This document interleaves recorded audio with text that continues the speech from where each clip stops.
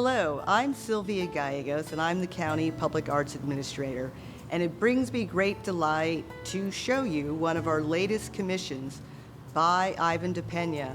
There's a series of panels reflecting abstracted animals, and it's a fitting theme given that we're at our Animal Services Center, which was built in 2021 as a state-of-the-art, first-in-class facility.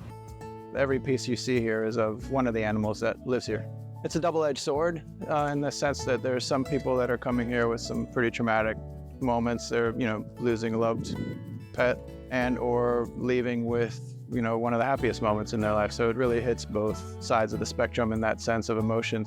I think particularly about the representational quality of the animals on the pieces themselves. They've gone through a process of transformation where the digital image is started, actually a real, you can tell what it is, but there's also a level of abstraction that I wanted to play with the idea of this pixelization.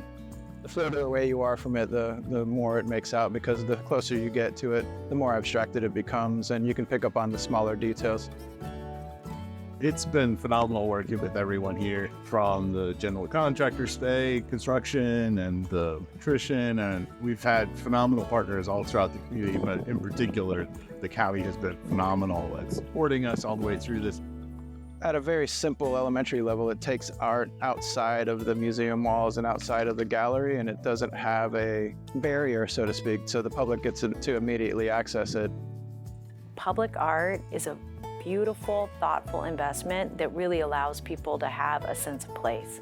Our investment in the arts create a place that everybody can feel like they belong, and you can learn about other cultures and other communities. It lights it up, it makes it vibrant.